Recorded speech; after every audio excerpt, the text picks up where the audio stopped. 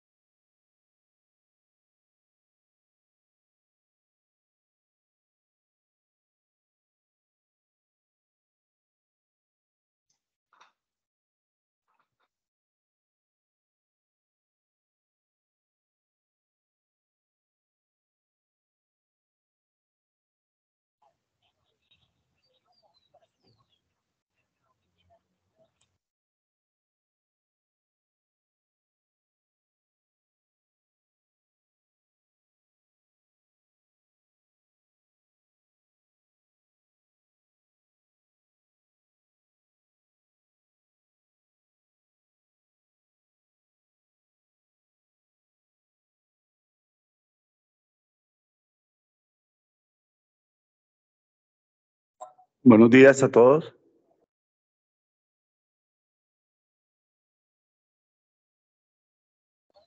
Buenos días.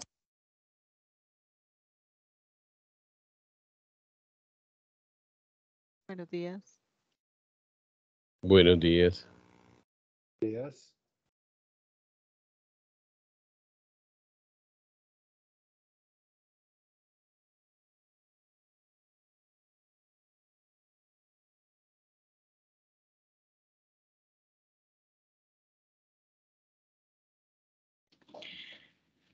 Muy buenos días y bienvenidos al ciclo de conferencias magistrales del año 2022 y a este encuentro magistral número 24 con profesionales especializados y expertos en la gestión del agua potable y saneamiento básico, como el que tenemos el día de hoy con el profesional Edgar Alonso Pérez, quien nos va a hablar sobre la historia y trascendencia del Laboratorio de Suelos y Materiales de la empresa Acueducto y Alcantarillado de Bogotá.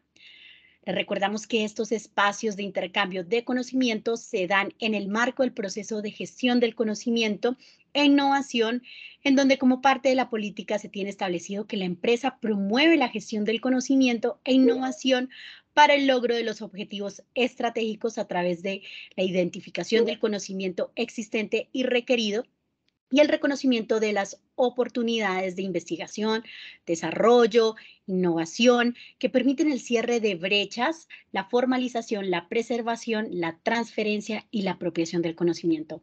Antes de iniciar nuestra conferencia, vamos a tener el saludo de bienvenida por parte del ingeniero José Manuel de la Torre, líder de normalización técnica de la Dirección de Ingeniería Especializada. Bienvenido, José Manuel. Muchas gracias, Andrea. Buenos días para todos y todas. La empresa de Acueducto y Alcantarillado de Bogotá, la Gerencia de Tecnología, la Dirección de Ingeniería Especializada, les da la bienvenida en el marco de la política de gestión del conocimiento e innovación y la cultura de difundir y compartir el conocimiento de nuestra organización. Por lo que agradecemos su asistencia pues, a esta interesante conferencia magistral titulada Historia y trascendencia del Laboratorio de Suelos y Materiales de la empresa de Acueducto, a cargo del ingeniero Edgar Alfonso Pérez, un profesional muy apreciado y destacado en nuestra querida empresa, principalmente por su dedicación y profesionalismo en la dirección de servicios técnicos, con más de 30 años de servicio en la empresa. Para nosotros es un placer compartir y difundir el conocimiento al interior de la organización con expertos de diferentes disciplinas, como lo es el caso de nuestro compañero Edgar Alfonso Pérez y todo su equipo de trabajo, quienes han realizado un excelente trabajo en el Laboratorio de Suelos y Materiales de la Dirección de Servicios Técnicos, donde se analiza permanentemente la calidad de los materiales y productos utilizados en las obras que ejecuta la empresa de Acueducto, cuyos ensayos se encuentran acreditados por el Organismo Nacional de Acreditación de Colombia, ONAC, desde donde se prestan servicios tanto a nivel interno como a nivel externo. Bueno, dentro del programa de gestión del conocimiento e innovación, se viene trabajando en la consolidación de lo que hemos llamado el repositorio del conocimiento de la empresa de Acueducto, que involucra el espacio de conferencias magistrales que se realiza desde hace más de 2 años en la empresa, y a la fecha tenemos cerca de 76 conferencias magistrales con la participación de más de 10.400 asistentes y un tiempo de exposición de 146 horas, con el objeto de compartir parte de la historia de la empresa de Acueducto, lecciones aprendidas, mejores prácticas, experiencias acumuladas, proyectos de innovación que mejoran procesos y resuelven problemas técnicos en la empresa, y los resultados de investigaciones aplicadas relacionadas con el sector de agua potable y saneamiento básico, que son presentadas principalmente por funcionarios de nuestra empresa, por pensionados de la empresa de Acueducto, dentro de los cuales encontramos gerentes, directores, jefes de división, profesionales, personal operativo, personal administrativo, profesores de diferentes universidades y áreas del conocimiento, consultores, contratistas, representantes de otras instituciones del sector público y privado, entre otros, con el objeto de construir sobre lo construido para que nuestra empresa sea cada vez mejor para el beneficio de la ciudad de Bogotá y de sus municipios vecinos.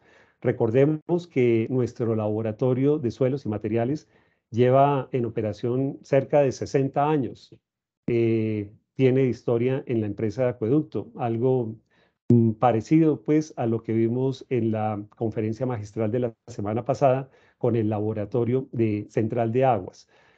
Bueno, dicho esto, le doy la palabra a Andrea para que continúe con la presentación del ingeniero Edgar Alfonso Pérez. Muchas gracias, Andrea. Muchísimas gracias, José Manuel. Importantísimo este gran repositorio del conocimiento como parte de la cultura del compartir. Así es como nos estamos transformando en la empresa de Acueducto y Alcantarillado de Bogotá. Esta es nuestra modernización sostenible. Y antes de comenzar, conozcamos un poco más acerca de Edgar Alfonso Pérez. Él es constructor en arquitectura e ingeniería de la Universidad Santo Tomás, especialista en administración y gerencia de sistemas de calidad. Durante 9 años fue laboratorista de suelos, pavimentos y concretos de Facultad de Ingeniería Civil de la Universidad Santo Tomás. Es instructor de laboratorio en prácticas de laboratorio de suelos, resistencia de materiales, pavimentos y concretos. Participó en obras como el embalse San Rafael, el tanque de Suba, el túnel alterno de Usaquén, el embalse de Cantarrana y el monitoreo del túnel de Rosales. Actualmente participa como experto técnico y miembro certificador de la Organización Nacional de Acreditación. Lleva 30 años en nuestra empresa y actualmente es profesional de laboratorio de suelos y materiales de la Dirección de Servicios Técnicos. Y después de conocer esta amplia experiencia, porque somos agua que cultiva el conocimiento, demos inicio a la conferencia magistral de Edgar Alfonso Pérez sobre la historia y trascendencia del laboratorio de suelos y materiales de la empresa. Bienvenido, Edgar.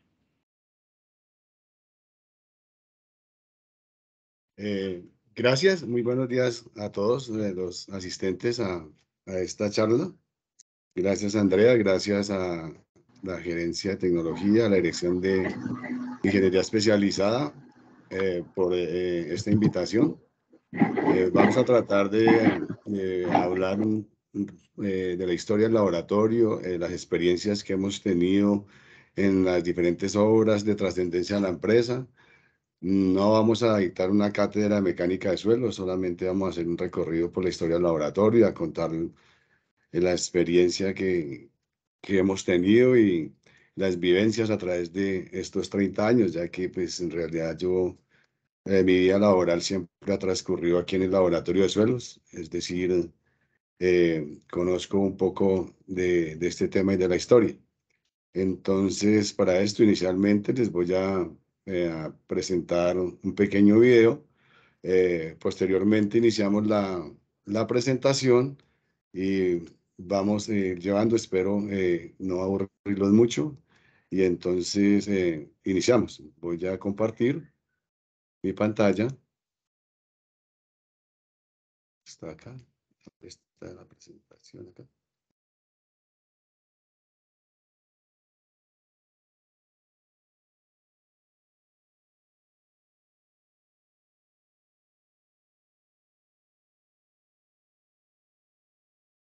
Y la tenemos, pero inicialmente voy ya a proyectar el video.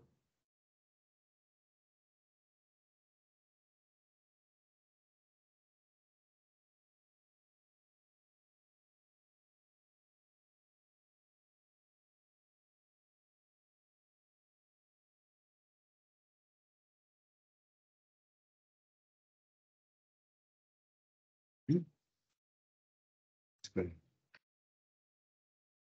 Ya, un segundo. Voy a mirar el tema del sonido que parece que no está saliendo. Entonces, Pero aquí te oímos bien. ¿sí está bien el video? Ah, ok. No, lo oímos a usted, yo no veo ningún video. Ya, entonces un segundo ya. Lo oímos claro y bien. Falta es que se vea el video. Dale clic al video. Estamos Un segundo. viendo la presentación, Edgar. Sí, espérate, a ver. Estoy acá.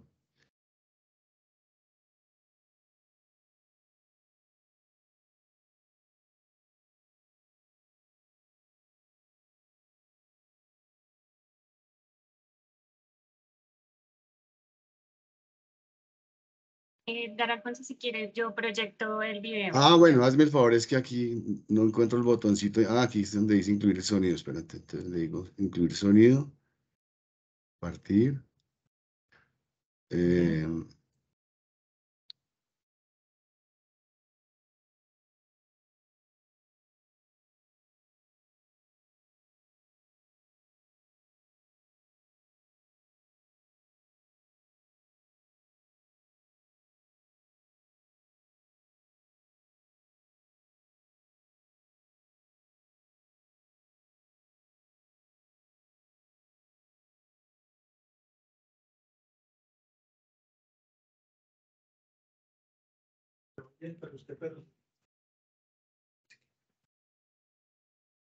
Laura, si quieres... Laurita, si quieres me colaboras con el tema porque no, sale el sonido acá, pero no. En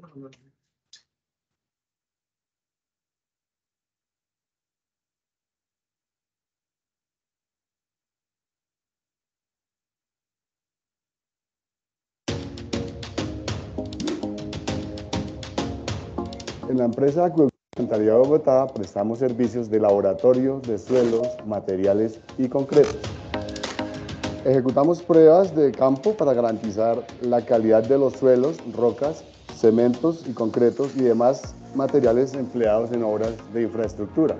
Contamos con prensas para tracción y compresión de materiales, balanzas electrónicas y hornos eléctricos que cumplen con los estándares internacionales.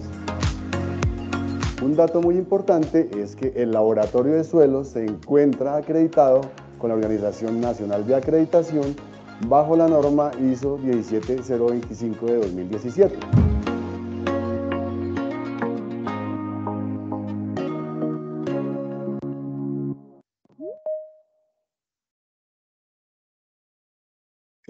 Bueno, ya, ¿ahí me escuchan? Sí, señor. Sí, se te oye bien. Perfecto, entonces. Fuerte y claro. Ok, perfecto, muy bien. Antes de iniciar la presentación, pues me gustaría, pues para las personas que pronto no están muy familiarizadas con este proceso del laboratorio, comentarles de qué se trata el laboratorio. El laboratorio, pues, se ejecutan pruebas de resistencia sobre suelos y materiales en donde se van a ejecutar cualquier tipo de obra civil. Entonces, los resultados que emite el laboratorio sirven para los diseños y los cálculos de las cimentaciones, la estabilidad de taludes, estructuras de concreto, túneles, instrumentación y todas las obras civiles. Es como si uno va donde el médico y el médico le ordena algunos exámenes de laboratorio. Entonces uno se los toma, el médico revisa cómo está el azúcar, cómo está el colesterol y todo esto. Y pues le recomienda a uno. Le envía las medicinas y lo que toque hacer. ¿Listo? Eso más o menos es. Entonces,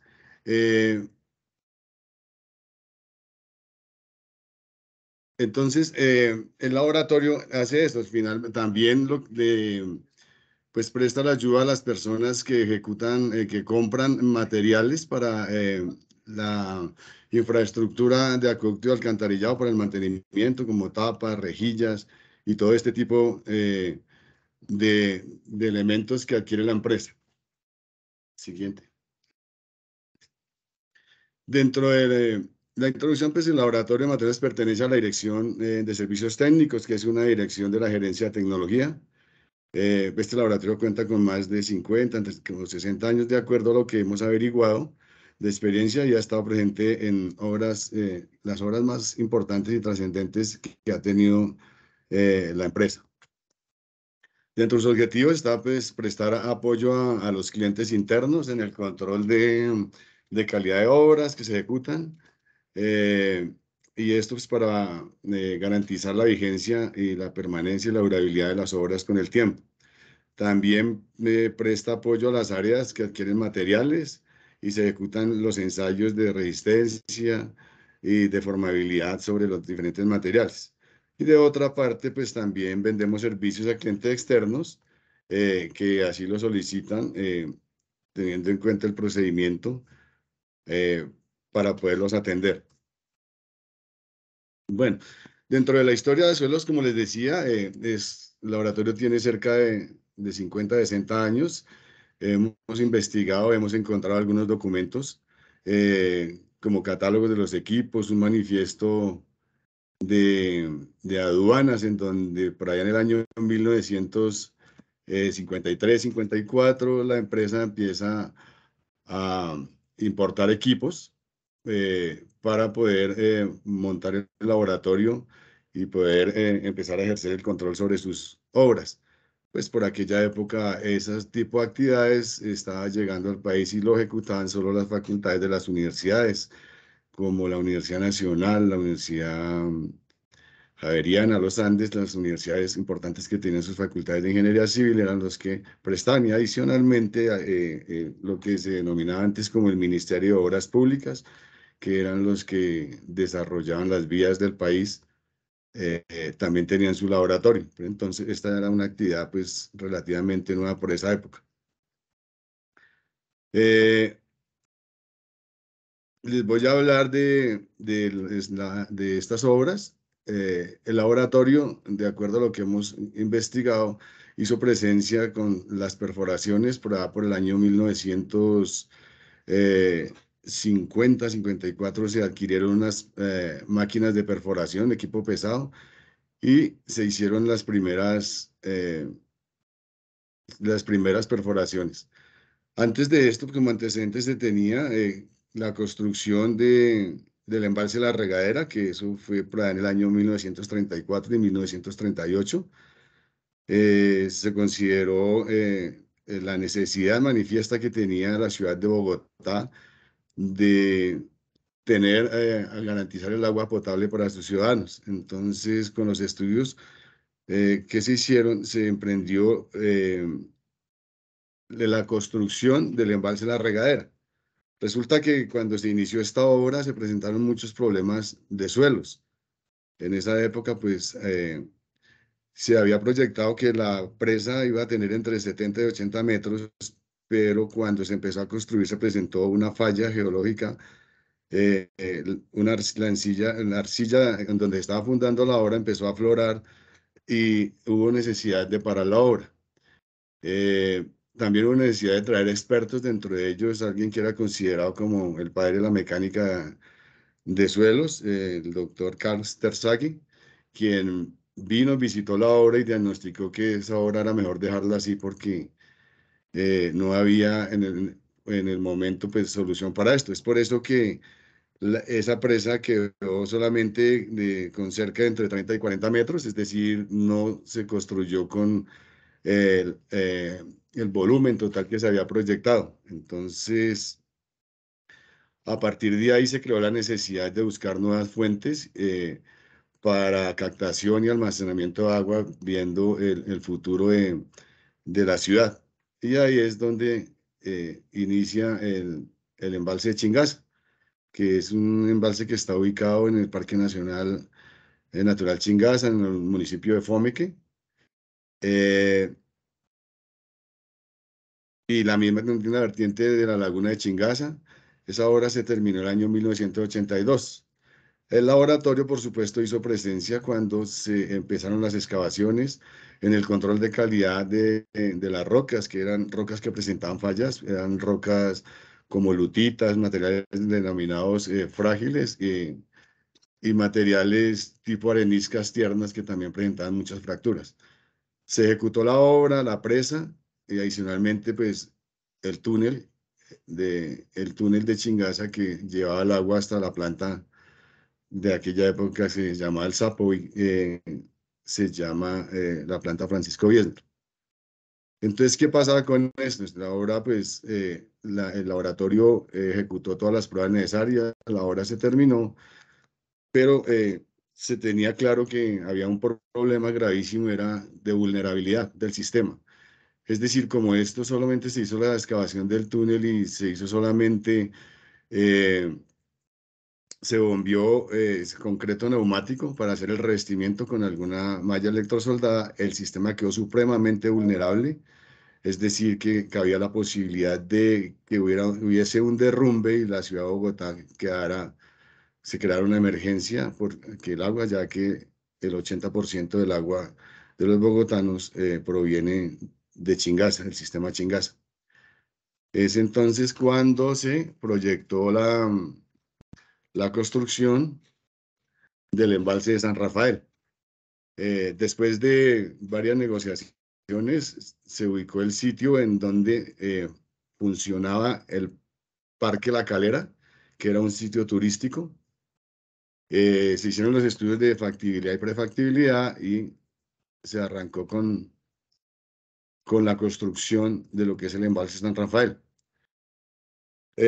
Previamente, pues, los directores de aquella época del laboratorio, en cabeza del ingeniero Jorge Eduardo Cabrera, de la ingeniera Gloria, y con la dirección del ingeniero Oscar García y el doctor Germán Pardo, se gestionó ante la dirección de esa época que se denominaba una gerencia especial para proyectos especiales. Entonces, se toma la decisión de que efectivamente el laboratorio de suelos va a ejecutar todo el control de calidad de los materiales utilizados durante toda la obra del embalse y sus obras anexas. Entonces, por esa época, por el año 92, se inicia con la consecución de los equipos y la construcción de un laboratorio en un sitio equidistante allá en donde está ahora el embalse, para hacer el control de calidad de lo que se llamaba la presa, que era tratar de cubrir una depresión que existía en el sitio, una taguía, que era una presa como más pequeña, lo que es la estación de bombeo y la tubería de impulsión, el rebosadero y todo el resto de obras. Entonces, la misión del laboratorio efectivamente era controlar el material que se extraía de la cantera, que fue ubicada a un costado del embalse. De ahí se extrajo el material y se iniciaron las obras. Entonces empezó a llegar una maquinaria para la época muy sofisticada, volquetas de altísimo volumen, volquetas hasta de 18, 20 metros cúbicos de capacidad de transporte, bulldozer y todo tipo de maquinaria para empezar la extracción del material y reiniciar a colocar el material para la construcción de la presa, que es una presa que está en tierra armada con un filtro de chimenea. Entonces, aquí vemos en esta figura cómo se inician las excavaciones y la apropiación del terreno para continuar con la obra. Para esa época, pues fue necesario escoger los mejores laboratoristas de la época y los técnicos que estaban disponibles.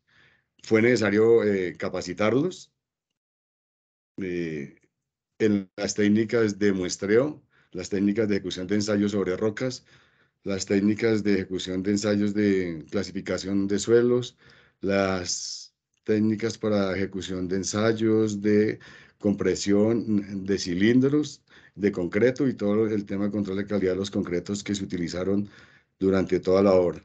Entonces, pues aquí vemos todavía personajes ilustres que todavía nos acompañan. Aquí está, por ejemplo, el ingeniero Jorge Iván Chacón, que ahora está por ahí en la zona 2, el ingeniero Javier García, el director de la época, y el resto de colaboradores que, pues, para la época era, pues, como un honor asistir o estar presente en esa nómina que emprendió esos trabajos de control de calidad de los materiales. Entonces, estos son, pues, buenos recuerdos, una foto original de la época. Eso ya le estoy comentando hace ya cerca de 28 años. Se inicia la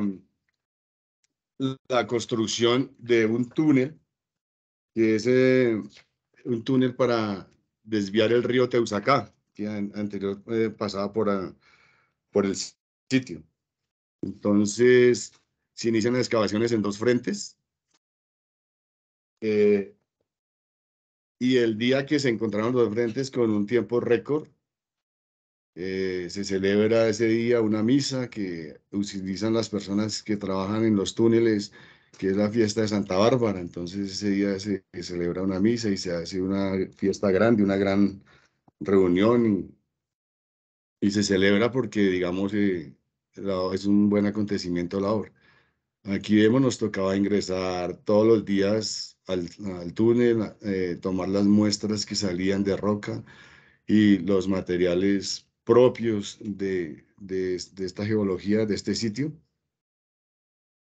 Y posteriormente se llevan las muestras al laboratorio y se ejecutan las pruebas necesarias para tener la certeza de que los materiales están cumpliendo. Aquí vemos en esta imagen pues la visita del gerente de la época, el doctor Juan Alfredo Pinto, que iba siempre que se inauguraba algún frente de trabajo con el resto de colaboradores. Adicionalmente también está la presencia del alcalde de la época, por aquí estamos nosotros y el director de la obra. Posteriormente se inicia la construcción de la estructura de concreto denominada el rebosadero, que es un canal abierto para mitigar de repente el desborde del agua y conducirla de nuevo al cauce del río Teusacá. Entonces, se continúa con las diferentes obras. Esta estructura, como les decía, es una estructura muy bonita que se construyó, que tenía 405 metros por 8 metros en el piso o la solera, y tiene una capacidad de descarga de 117 metros cúbicos por segundo. Entonces, hablando también del túnel, pues ese túnel era para para iniciar la fundición de los estribos de la presa y iniciar los rellenos de la presa como tal. Entonces el río, se desvió el río Teusacá y el túnel tenía una desviación de 483 metros, una sección circular de 20 metros y fue revestido en concreto. Cuando terminó el túnel, pues eso se necesitaba urgente para iniciar digamos, los trabajos como tal de construcción de la presa. Cuando se estaba haciendo la excavación, se presenta un problema grave en una parte del estribo de la presa, y es que aparecen unos materiales muy frágiles y bastante fracturados que causarían a futuro un gran problema porque estaban completamente fracturados y eso hacía que se volvieran o que tuvieran inestabilidad y no fueran tan permeables. Entonces se trae al país una técnica que es la primera vez que se utilizaba en Colombia y se llama la técnica del jet grouting. Es un tratamiento que se hace mediante columnas cementadas, es un tratamiento columnar y era una innovación que había tenido mucho éxito por acá en Sudamérica. Se trata de impermeabilizar el suelo, es decir, de curar las fracturas de las rocas y el material que se encontraba ahí. Entonces se hacía una inyección de una mezcla de cemento, bentonita y agua y se aplicaba a altas presiones. Se hace una inyección, el laboratorio por supuesto tenía que estar pendiente de las perforaciones y del control de la lechada, del material tipo lechada con el que se estaba inyectando. Entonces tocaba determinar la densidad del material, la calidad del cemento, la calidad del material bentonítico, y apenas se aprobaba la lechada se empezaba la inyección. Digamos, esto fue algo muy exitoso y se logró reemplazar el material malo, el material friable, por un conglomerado de fragmentos de roca y la lechada de cemento. Entonces, esta técnica funcionó y fue bastante exitoso para la obra. Lo digo porque, pues, era supremamente interesante estar presente en todo el control de calidad de esto y en la construcción y en la ejecución de este jet grouting. Posteriormente, dentro de las otras obras, se inicia la construcción de la estación de bombeo. Esta estación de bombeo, pues para los que no conocen, allá uno va al embalse y ve un domo allá en la mitad del embalse que se ve muy bonito, pero ahí hacia abajo hay un edificio que tiene 54,73 metros de profundidad, en donde se encuentran los motores y las bombas y motores eléctricos que hacen que se capte el agua del embalse y se transporte por la galería posteriormente a las bombas y posteriormente a la tubería de impulsión que la lleva a la planta de tratamiento. Esta fue una obra también muy interesante en donde se se manejó muchísimo acero de refuerzo y las excavaciones, pues tocaba estar bajando una canastilla todos los días a la hora. Como siempre, se presentan muchos problemas porque el laboratorio, el personal del laboratorio resulta ser muy incómodo para el contratista, ya que es necesario detener un momento la ejecución de las obras para lograr hacer los muestreos adecuadamente y los ensayos in situ que se realizaban para... Afortunadamente teníamos la dirección magistral del doctor Oscar García y el doctor Germán Pardo, quien nos respaldaba completamente para todas las ejecuciones. Entonces se presentaban bastantes inconvenientes con el contratista, pero finalmente se logró a feliz término concluir también esta obra anexa.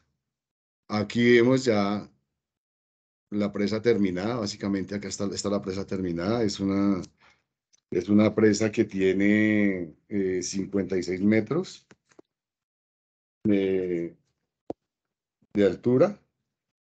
Y bueno, ese es un dato como aproximado. Se hizo un rendimiento récord de 11.969 metros cúbicos diarios y se completaron 1.182.983 metros cúbicos de relleno, o sea, en un tiempo récord. Es decir, esa obra funcionó muy bien. En esta imagen vemos que es el refuerzo que hay en la parte de atrás del espaldón de la presa con una técnica tipo RIT-RAP para proteger la estructura de la presa cuando estuviera inundada, cuando ya estuviera el agua lista. Esto también, pues por supuesto, fue un gran acontecimiento que se celebró debidamente cuando se terminó la presa completamente.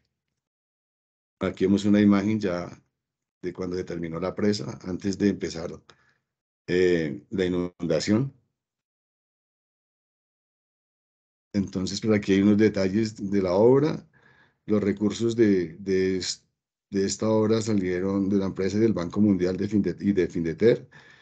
Tiene unos caudales aprovechables del río Chusa de 6 metros cúbicos por segundo, del río Guatiquía de 5.8 metros por segundo, del río Blanco de 3.1 metros por segundo, del río Chusa 4.8, y tiene un volumen total de embalse de 75 millones de metros cúbicos.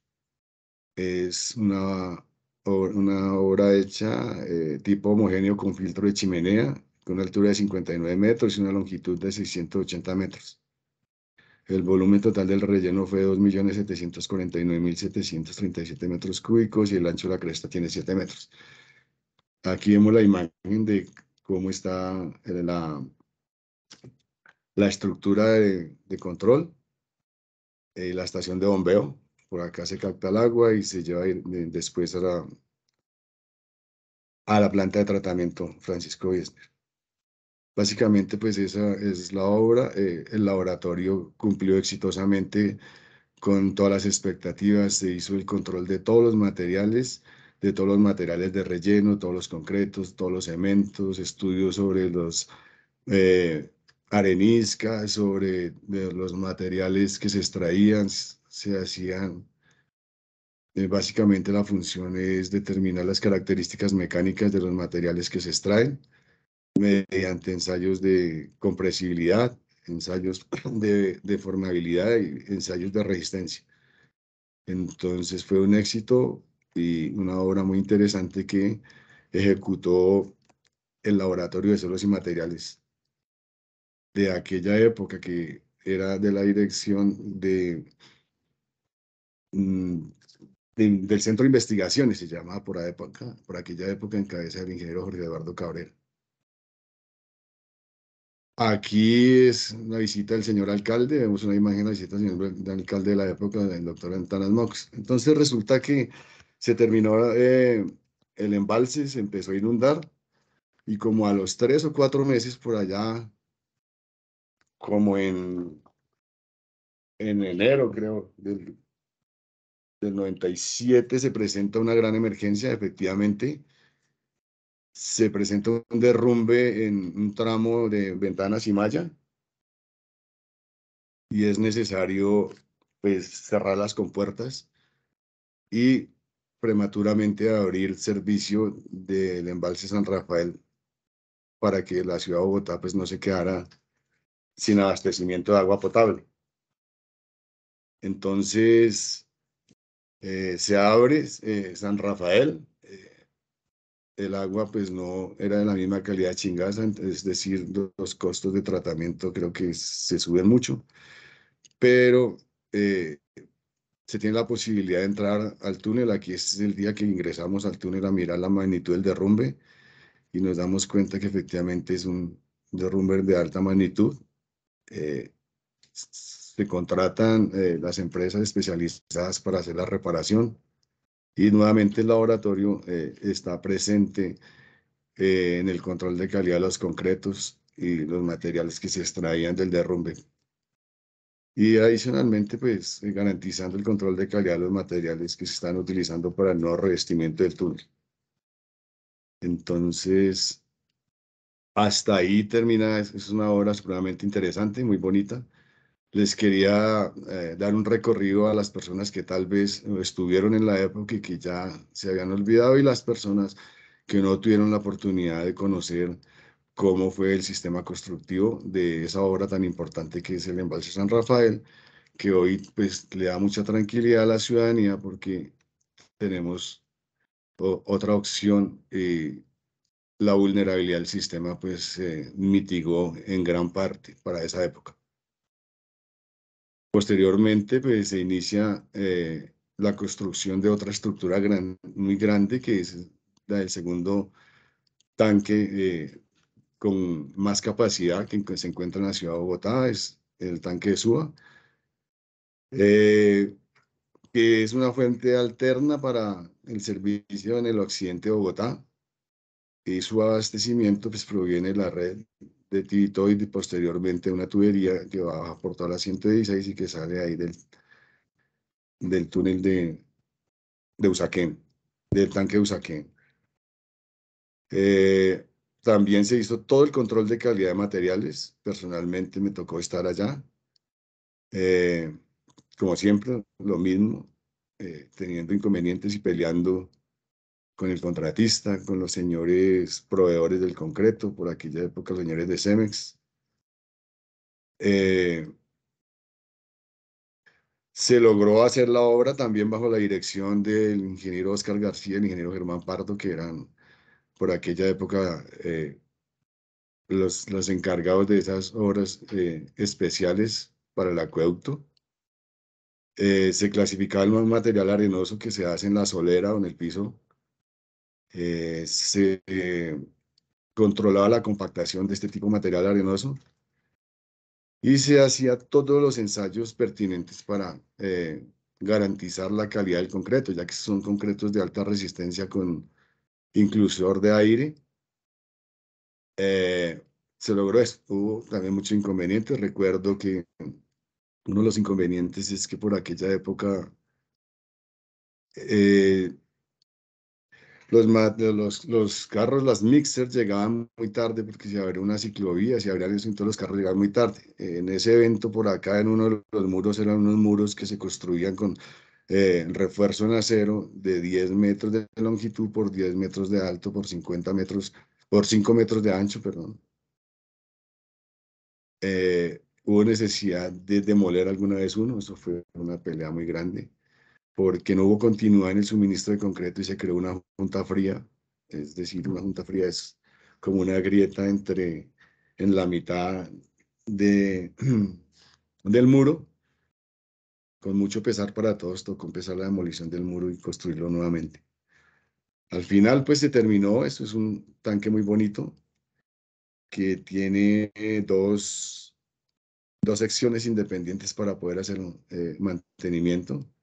Y en la parte de arriba pues también se colocó material prefabricado. Hoy en día se está construyendo en ese sitio un parque denominado Cometa, que es uno de los parques más grandes de Bogotá. Entonces esa fue la obra del tanque de Suba. Adicionalmente se presentó un problema en el tanque, y es que el talud que está como en el costado norte falló. Entonces vino el talud y eso fue pues como una emergencia porque empezó a hacer empuje sobre la estructura del tanque. Hubo necesidad de traer expertos y la conclusión es que tocaba repararlo con torones y con unas estructuras que permitían sostener el talud. Así, de esa forma, pues se estabilizó el talud con los anclajes respectivos. Esta también es una foto original de esa época. Aquí vemos la imagen donde el tanque ya prácticamente se están colocando las losas prefabricadas en la parte de arriba, de hecho, y aquí ya se ve el tanque pues terminado. Falta pues el paisajismo. Este tanque fue una obra muy bonita también, gran experiencia para el laboratorio, gran experiencia para las personas que intervinimos durante todo el proceso constructivo.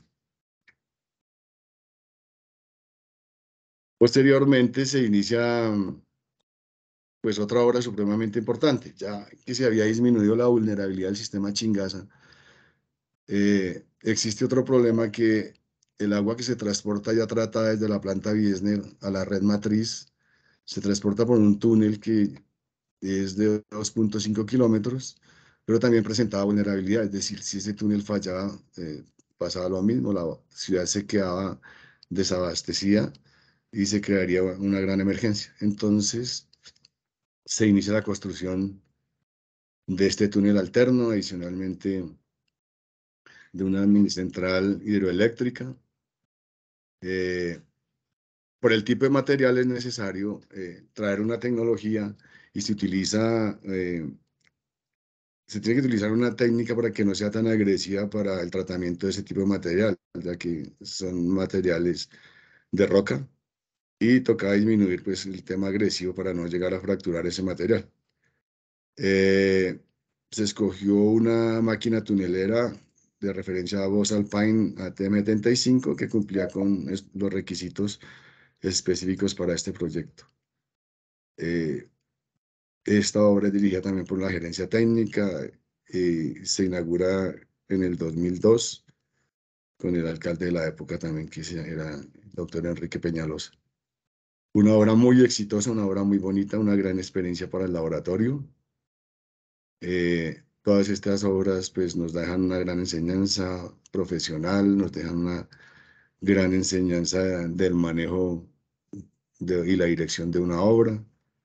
Y seguimos dándonos cuenta de la importancia que tiene el control de calidad de todos los materiales que se utilizan, es decir, la importancia que tiene que la empresa tenga su propio laboratorio de suelos y materiales para garantizar que los materiales que se utilizan y los procesos constructivos pues cumplan con todas las especificaciones con las que se habían contratado. Otro tema importante, pues ya después de estas obras, es que... que cogió a la pobre Chile, dañó, la volvió mierda por ese proyecto de... Y la pobre Cindy se Hola. Hola. Bueno, creo que alguien tiene el micrófono abierto. No sé si me siguen escuchando. Sí, Edgar Alfonso. Ok. Correcto, fuerte y claro, Edgar. Bueno. Se oye muy bien, Edgar. Ok, gracias. Entonces, hay un tema muy importante y es que se empieza a hablar de acreditación. Por allá en el año 97, alternativamente, se empieza a hablar en el país de sistemas de calidad. Y la empresa pues no está al margen de esto. Se empiezan a hablar de las normas inicialmente, las ISO 9001 para certificación de procesos. Y a nosotros pues nos corresponde alinearnos con algo que se llamaba en esa época la resolución 140 del 94, en donde se dan los lineamientos para que los laboratorios de ensayo y metrología se acrediten. Acreditarse pues es cumplir con los requisitos de una norma para garantizar que los resultados emitidos por el laboratorio sean suficientemente confiables. Se inicia este trabajo. Inicialmente pues es necesario asistir a capacitaciones. Asistimos a capacitaciones en la Superintendencia de Industria y Comercio, en el edificio de inteligencia de metrología, nos capacitan en fuerza, masa, volumen, termometría y todas las magnitudes que manejan los laboratorios. Como requisito, pues, para poder optar a una acreditación en ese momento ante la Superintendencia de Industria y Comercio. Al final de tanto trabajo y levantar documentos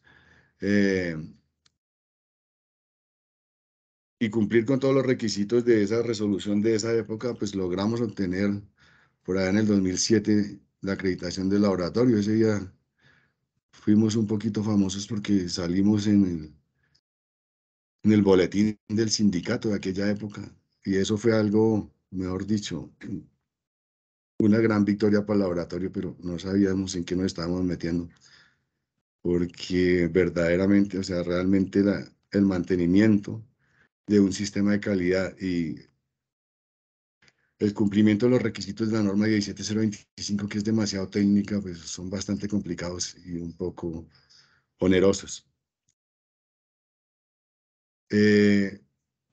Logramos tener la acreditación y mantener ya el laboratorio pues muchísimo más vigente. Y eso pues era bueno porque nos manteníamos entre los mejores laboratorios a nivel nacional que habíamos obtenido. Fuimos de los primeros laboratorios en lograr esta acreditación. Posteriormente nos toca, por una resolución del Estado, nos toca hacer una transición porque ya la Superintendencia de Industria y Comercio no cumple esas funciones y entonces se crea el Organismo Nacional de Acreditación, ONAC, y ya se hace bajo los requerimientos de la norma 17025, que es una norma demasiado exigente, con la documentación, con los procedimientos, con la metrología, con la formación del personal y todos los requisitos que tiene.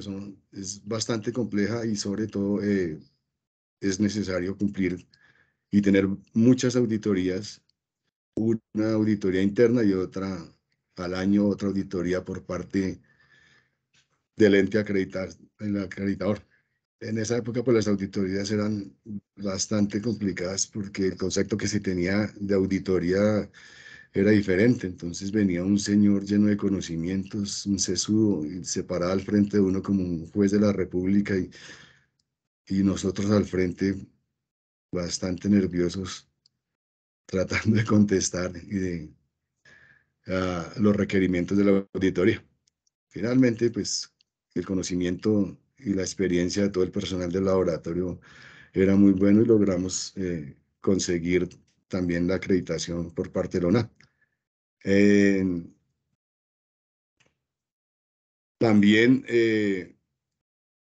se logra mantener en el tiempo la acreditación. Actualmente estamos acreditados con 11 ensayos, prestamos servicios también a terceros y pues somos una herramienta indispensable, diría yo, para la certeza de las personas que hacen auditoría y que hacen interventoría sobre las obras, para que tener la certeza de que los materiales efectivamente están cumpliendo con las especificaciones que se han dado en los pliegos.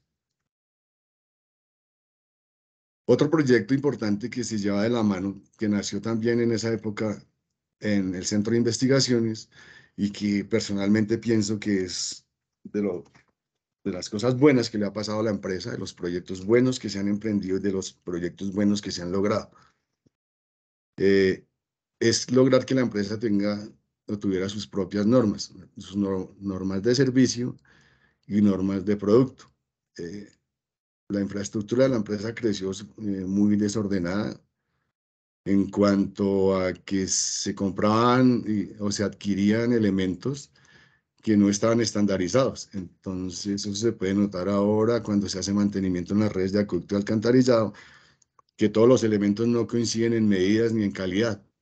Es decir, por ejemplo, las tapas para pozo de inspección se tenían de varias medidas, se colocaba lo que primero que traían, pues se iba comprando, el todo es que cumpliera. En esa época, pues, el elemento y el material que reinaba era el concreto y el hierro. Entonces,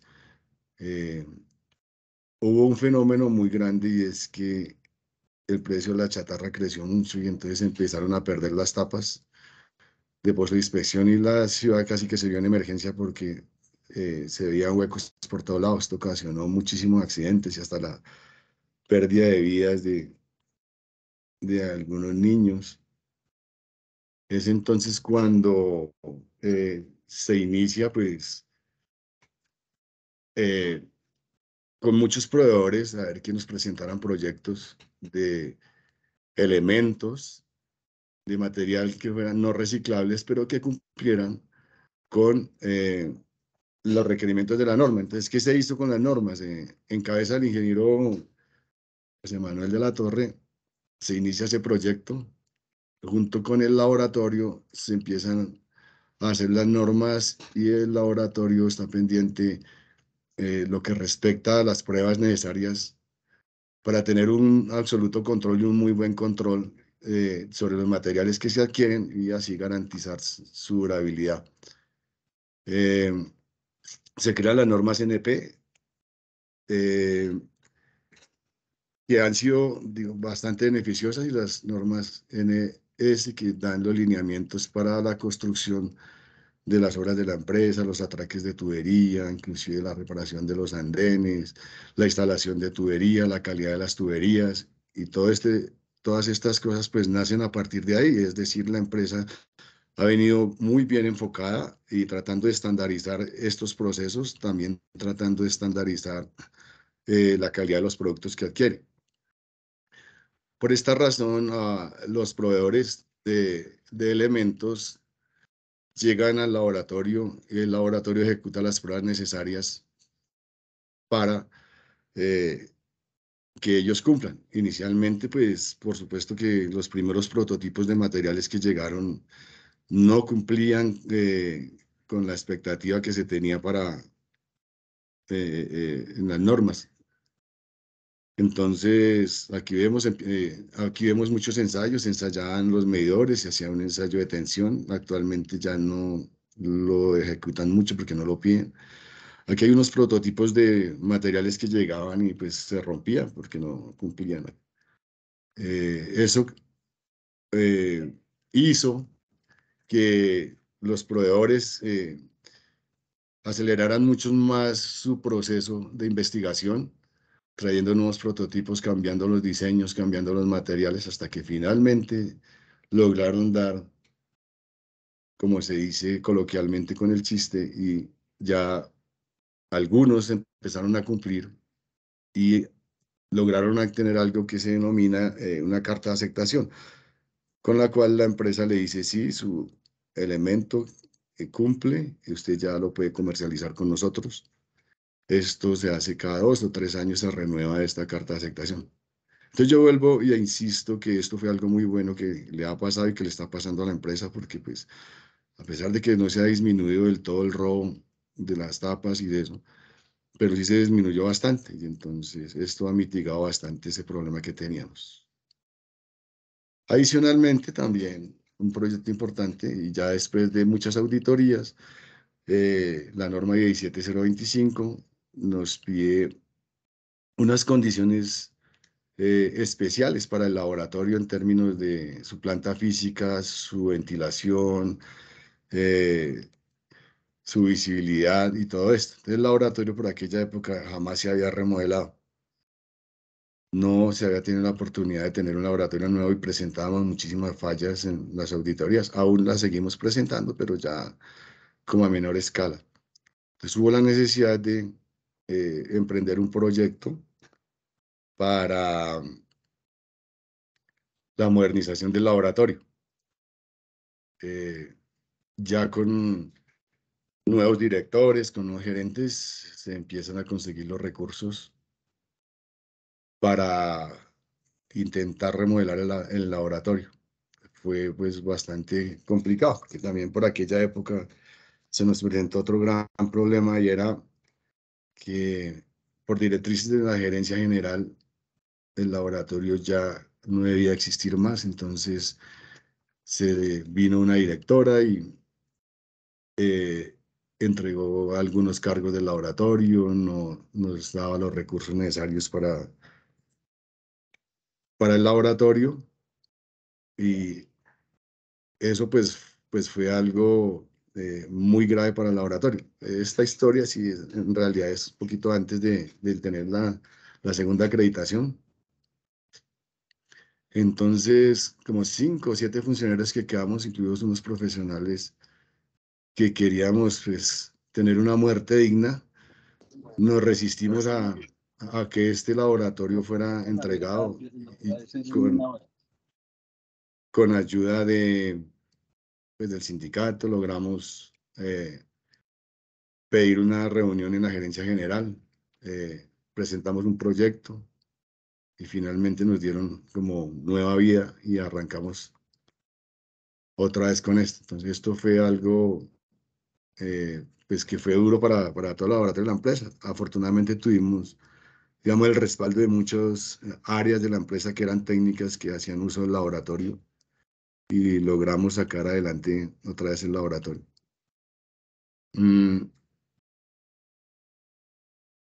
Ya se remuela el laboratorio. Aquí vemos pues imágenes de cómo era el laboratorio antes. Los equipos pues se modernizan, se compran, se tienen nuevos equipos y se continúa con esta labor que sigue siendo demasiado importante. Queremos seguir adelante, queremos fortalecer el laboratorio. Hay un proyecto liderado por nuestro gerente, el doctor Noel, y nuestro director, el ingeniero Diego, para una nueva sede del laboratorio. Se tienen inicialmente los estudios arquitectónicos y todos los estudios para lograr esa construcción. Esperemos que este proyecto se lleve a feliz término. También pues pensamos y queremos tener nuevos, ampliar nuestro portafolio de servicios de ensayos acreditados. Para eso pues estamos trabajando en estos nuevos proyectos. Hay muchas historias también, o sea, que se quedaron por ahí en medio de la charla, muchos momentos de alegría. También hubo hartos momentos en las obras que fue de tristeza, como la pérdida de vidas humanas, como en San Rafael, que se presentaron muchos accidentes. Recuerdo una noche que estaba un ayudante de bulldozer y le cogió el sueño y el bulldozer lo sepultó. Anécdotas buenas también, anécdotas como en aquella época se presentó el tema de la hora Gaviria. Nosotros deberíamos siempre en las obras estar a las 6 de la mañana, y con la hora Gaviria nos tocaba estar a las 5 de la mañana, en unas condiciones de frío, eso, terribles, pero eso hace parte de las anécdotas que se tiene durante todas estas obras y de la participación activa del laboratorio. Esto pues muestras de cómo está el laboratorio ahora. Yo he tenido conversación con muchas personas que han trabajado por 25 y 30 años en la empresa y jamás han venido al laboratorio, jamás han conocido que existe estas instalaciones y para qué sirven. Ahora pues están un poco más modernas, gozan de buen espacio, buena luz, buena ventilación, y un grupo de personas con muchísima experiencia. Aún contamos con personas de experiencia de 30 años, compañero Edgar Roa, Manuel Sánchez, y con la sangre nueva que llega al laboratorio. Básicamente esa es, digamos, lo que tenía para contarles. Hay muchísimas cosas más que podríamos seguir hablando, pero creo que con esto logramos el objetivo de que ustedes sepan de que existe el laboratorio de suelos y que el laboratorio de suelos y materiales ha participado activamente en grandes obras. Lamentablemente, pues ya por esta época y por disposiciones no estamos, digamos, activamente, no somos tenidos en cuenta para las obras que se están haciendo, que se van a hacer. Esperamos que lo podamos lograr hacer en el futuro. Entonces, eso es lo que tenía para contarles. Le agradezco al ingeniero José Manuel y a todos por permitirme salir del anonimato después de 30 años. Muchas gracias. Pues muchísimas gracias a Edgar. Antes de pasar a las preguntas, los invito a que abran sus micrófonos y le demos un fuerte aplauso por esta gran conferencia magistral.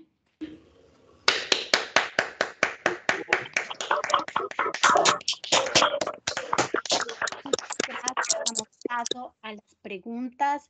Quien quiera participar, los invito a que abran sus micrófonos, puedan hacerle alguna pregunta a nuestro conferencista. Sí, John Winston, por favor, abre tu micrófono. Buenos días para todos, especialmente para el compañero Edgar Alfonso Pérez. Muchísimas gracias por esta importante charla. Quería preguntarle más o menos para dónde tienen estimado colocar el laboratorio, ya que es un área bastante importante de la empresa y uno pensaría que se requeriría como un sitio estratégico. Sí, gracias, compañero John. Inicialmente, pues tenemos proyectado un lote que queda cerca en donde funciona hoy ¿qué? El centro de control, en Modelia. Ahí está proyectado la construcción de un edificio en donde se irían a trasladar el laboratorio de aguas, el laboratorio de medidores, el laboratorio de suelos y el área de hidrología. Muchísimas gracias, profe.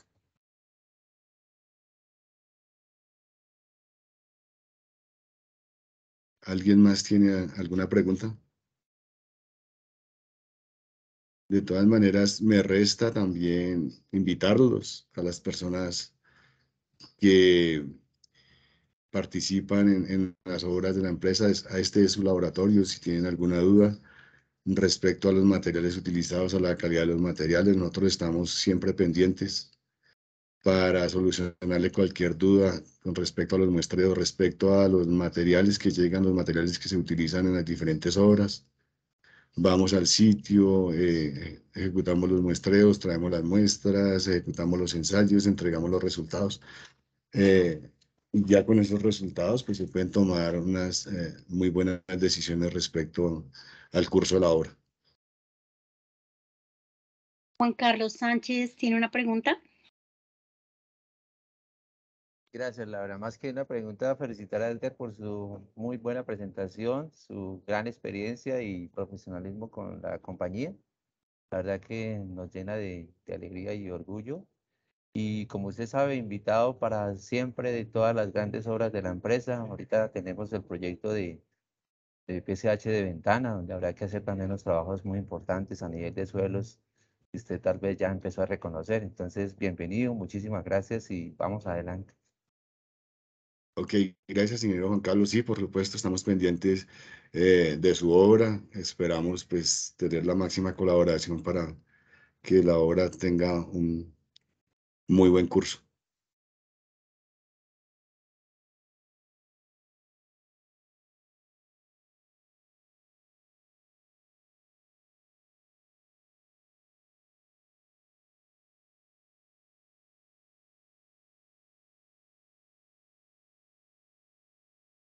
¿Alguien más tiene alguna pregunta? Sí, Guillermo.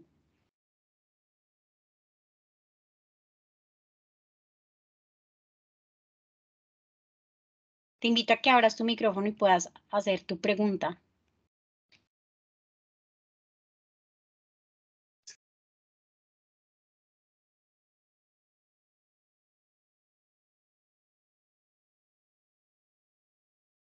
Hola, profe Guillermo, por ahí. Edgar, buenos días, ¿cómo estás, hombre? Te felicito por tan importante conferencia. De verdad que es un compendio muy, muy bueno sobre todo el desarrollo que ha tenido el laboratorio de suelos de la empresa. Mi pregunta va encaminada a lo siguiente, Edgar. La capacitación, la actualización en normas, en procesos, en protocolos de la calidad en el laboratorio, ¿en qué influye cómo se mide en los indicadores de producción o de rendimiento que ustedes tienen para, lógicamente, evaluar la calidad de las obras, finalmente, ¿no? Va dirigido en ese sentido, Edgar. Si tienen indicadores para medir la actualización y la capacitación permanente del personal del laboratorio en rendimientos y calidad de las obras que se entregan, se reciben, se supervisan. Gracias, Edgar, y te felicito por tan extraordinaria conferencia. Gracias, profe Guillermo. Para los que no lo conocen, él es profesor del SENA, él es el director del Laboratorio de Suelos y Materiales del SENA. También tuvimos la fortuna de asistir al laboratorio a muchas capacitaciones que nos dictó el SENA en manos del ingeniero Guillermo Brito.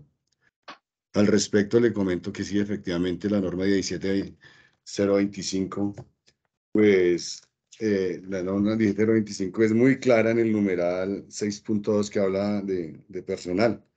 Entonces dice que ya sea interno o externo, que pueda influir en las actividades del laboratorio y que habla actuar imparcialmente, pues debe tener unas capacitaciones, unas evaluaciones y unas autorizaciones para poder ejecutar los ensayos. Es decir, aquí el personal es actualizado en la norma, es enviado a capacitación en diferentes sitios, se capacita en metrología, se capacita el personal en todas las diferentes magnitudes que maneja, en documentación, en todo lo que tiene que ver, o sea, debe cumplir también con unas, con el tema de la selección del personal, debe cumplir con el seguimiento que se debe tener para algo que se denomina la norma la competencia del personal. Es decir, todo el personal del laboratorio, incluido el responsable técnico que soy yo, debe estar permanentemente capacitado.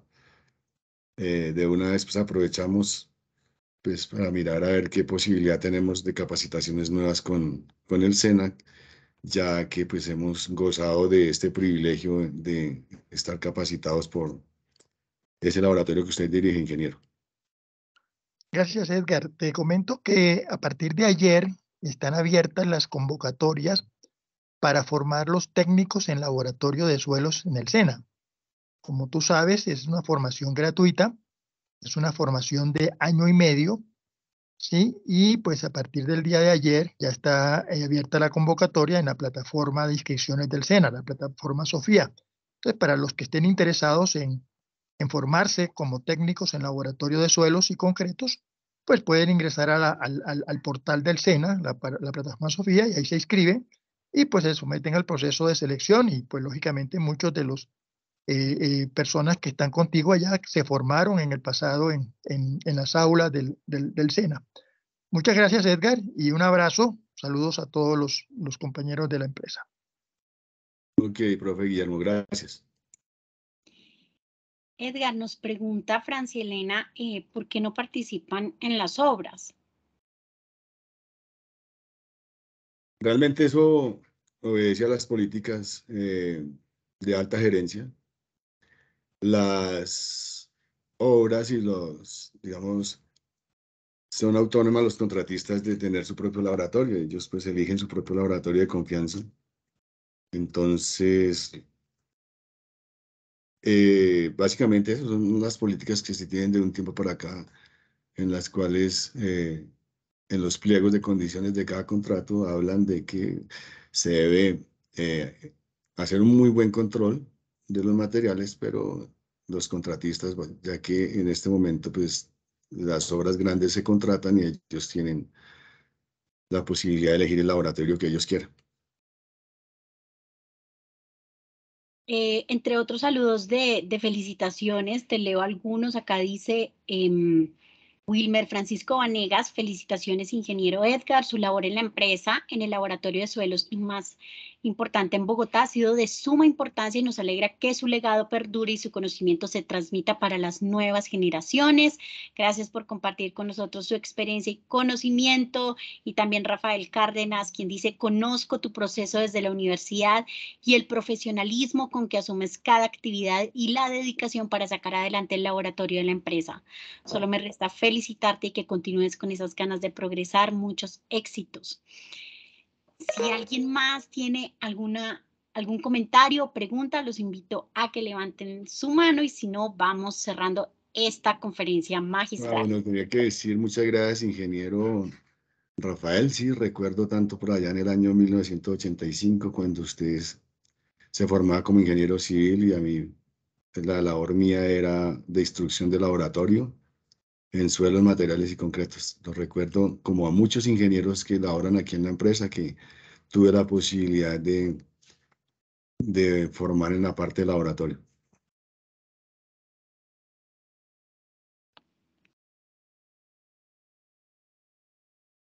Claro que sí, pues muchísimas gracias nuevamente y porque somos agua que cultiva el conocimiento. Nos vemos en una próxima ocasión y muchísimas gracias a Edgar Alfonso Pérez por esta gran conferencia magistral. Un saludo y que estén muy bien. Muchas gracias, un saludo y que estén muy bien. Gracias, hasta luego. Gracias a todos y a Edgar, muy amables.